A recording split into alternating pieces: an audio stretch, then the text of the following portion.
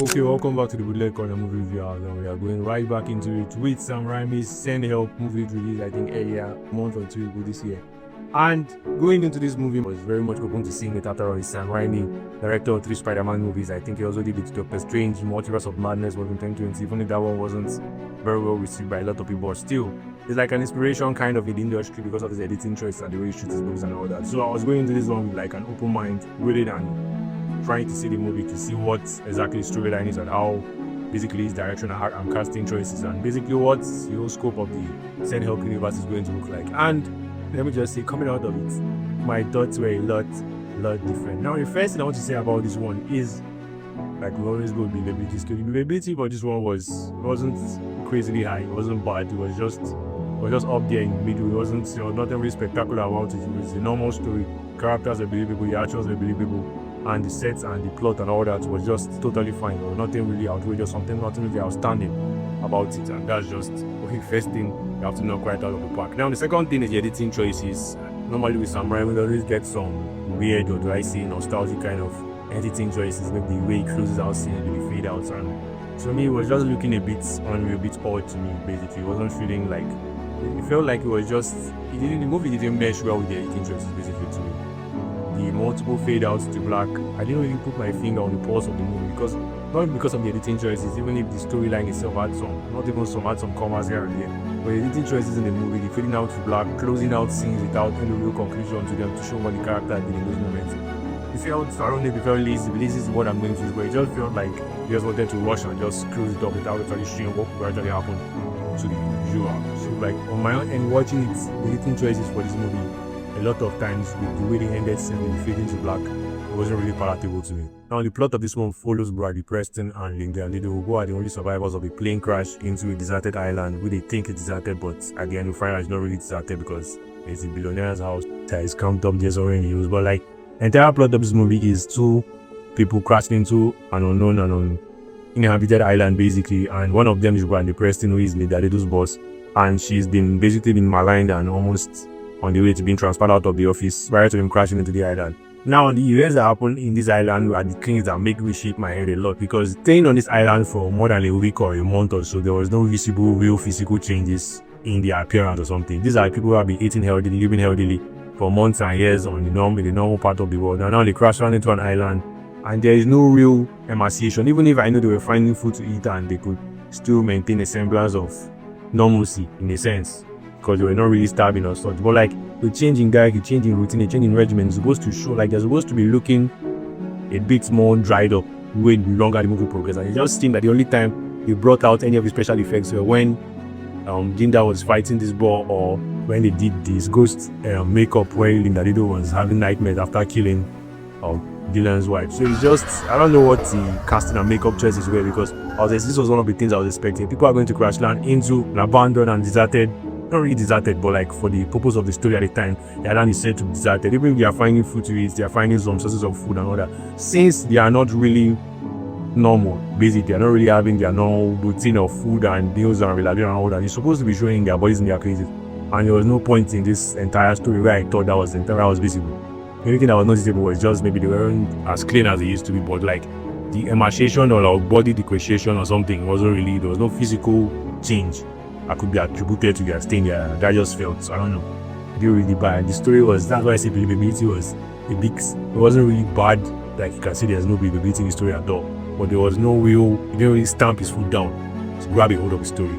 And that's just that. Now the next thing is the logical leaps in this movie. They make no coherence, not really coherent, but the logical leaps are way too far. When Dylan breaks away to make a camp of his own, there was supposed to be something that triggers that, and there is nothing, to the best of my knowledge, that triggers him leaving the normal camp with Linda Lido and going away to make his own. If you are going to make that kind of a drastic decision, there should be something that leads a bus stop, a ferry that now informs or inspires that decision for him to break away from like their own camp and go away to do his own thing. And him just doing that seems just like a spoiled child. And maybe he's the attacking to the spoiled child persona they built for him. But like, there was no immediate, there was nothing leading up to that, to you just standing up while injured and going away to make his own camp. And that traces back to my first talk about logical leap. The logical leaps in this movie, they are way too vast. There's no connecting theme that leads up to that sequence of events basically. Bradley Preston moving out of camp to make his own camp. Where is the connecting thread to that? So I could not find that, and that's just one of those things. Sure, I'm saying a lot of, but that's just another thing I did not find palatable from this movie. Now the next thing is the part where he offers to make a meal for Linda Lido. And prior to that, he had a discussion by the fire, or where he was talking about his parents and how he grew up, and he was talking about how he doesn't cook at all. So you are telling me now in 4 weeks or how many weeks in this camp, where Linda Lido has been the most capable person out of them, who has the most likely to prepare all their meals, he has somehow learned how to cook. I know Linda Lido threw in the poisonous breads, but he knows the exact dosage to put that will not actually kill her or just to demobilize her for a few minutes or so. And he has built a raft in the same, not that even he did that, the raft is just right there, just sitting under some bushes in the same camp, while Linda is like oblivious to all that. I mean, like, as I said, the logical leaps in this movie, they are not connecting. Maybe there were some scenes they cut out that would have explained a lot of this, but like, they were making the decisions they made and the actions they are displaying. There is no build up, there's no lead up to that. So him knowing how to cook within 4 weeks in camp, knowing right amount of poisonous berries to put in the food that gets Linda to be mobilized, knowing how to build a raptor and building it under Linda's nose, basically. And this is the guy who is a self-proclaimed spoiled child, rich boy kind of stuff, who don't really do things with his hands. And within 4 weeks, he has gone from novice and newbie to like near professional in this kind of things. So like I said, logical leaps, maybe they are landing to you, but they did not land to me. There is no connecting thread to a lot of these events, and that's just that. And even when Zuri, that's Bradley's fiancé, comes to the island with the boat guy she hired out for the job. They come to the island, stumble upon Linda. Like her whole, I know she was supposed to be jittery and like maybe uncomfortable, because now our little paradise is about to be invaded by outsiders. But like her whole action, yeah, that's where I talk about believability. Like, there is no, like, I don't even know how to explain it, but like the whole movie was just falling apart, like bit by bit, as at that point. So it's a bit, I don't even know if I engage in the but the whole movie from that point on, when Zuri came into the island, the whole movie was just gradually breaking down until it. So Linda made the decision to kill the both of them, which once again, another thing with the editing choice, it never even shows what she did. She just did a fade to black, and that was that. And she now came back to the campus, now shaking all over, went to the beach and declared that she was taking a sick day. Now back to the logical leaps again. Bradley says you should go hunt for a ball that he's seen somewhere, and we all know that this guy has probably most likely never hunted anything in his life. So now within the 4 weeks of them being the island, I was supposed to believe that he has learned all these life-changing skills and he's going to hunt the ball. Even if, okay, he tells me that he should go hunt, since like she's the more competent and capable one, and she's the one who's done it before. Now all of a sudden Bradley is going alone by himself to go hunt a ball. Like, come on. They have not showed us the progression, the logical progression to all these actions. If someone who has no prior experience or anything based on survival, within how many months, how many weeks, not even a month, within how many weeks, he has now poisoned someone, built a raft, now he's going to hunt the ball by himself. When we all know that on the competence level and the competence skill, Leader is the one most suited to these things. And he's doing some of these things right under our nose. Even when he was going to hunt the ball, I was just thinking like, as it like, they haven't shown us the picture or video of him doing this before. There's no point in this movie where like they pointed, okay, maybe he shot something or he did something by himself, or maybe Linda just watches, like maybe just follows him to the hunt ground for some or something. So it's just, I don't know. Then him finding Zuri's finger out in the ground. If that kind of scene was to happen, the logical thing for him to do at that point would be to even be digging the ground of the beach to actually see if it's not just, if it's actually Linda's full body in there, to confirm, at least have a visual confirmation. But he just sees the hand stuck out on the beach, sees the finger, and he has accepted that this is his fiancé straight up. So if that kind of thing was done, there is no even attempt to at least even like maybe check for survival or something. Maybe she was buried under leaves. Like there is no, personally, like I was thinking, if that kind of thing was happening, he's supposed to be using his bare hands to dig at the beach, like to like confirm or to even check if there's any chance of survival.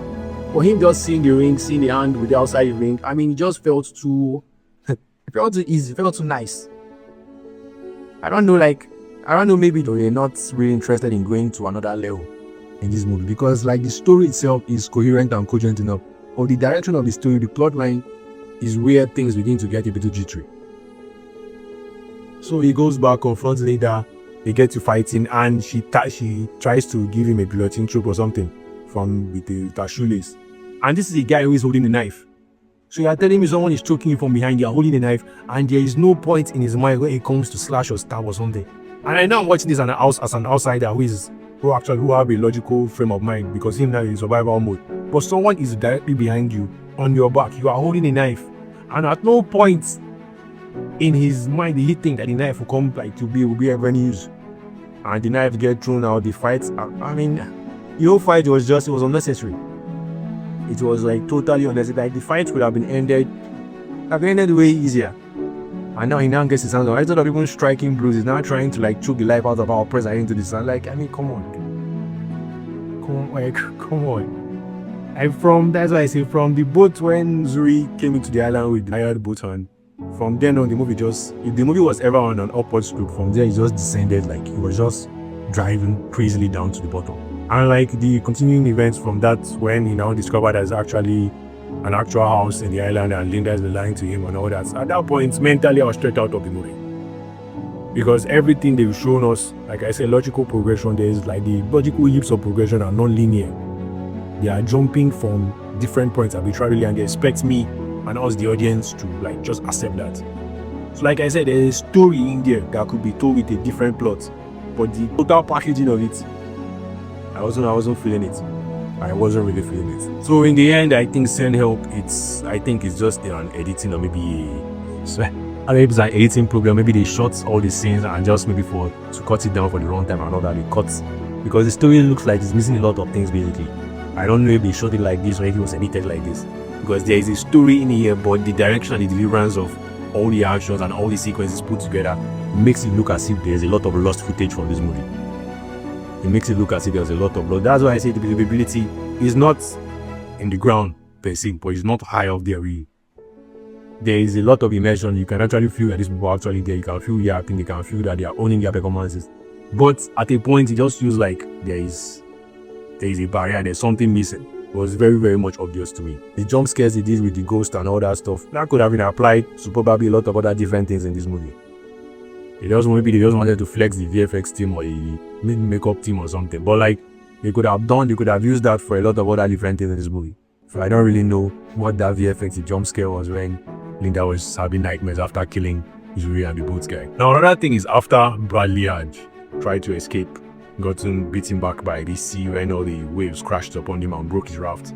Now him coming back to camp, getting back with Linda, and she gives him something to eat and he eats it. This is someone you try to poison, almost kill, and she rescues you, brings you back to camp, and she's giving you something to eat, and you are eating it without any, come on. Is there no sense of self-preservation? There's not even a double take before he even takes it to eat. He just straight up. This is not what you try to kill. If you were not lucky about not knowing the doses of what exactly how many amount of berries you're supposed to give her. And now she's giving you food to eat in return, and so that's there is a story there's a story in this movie, but the way it was told, I don't know.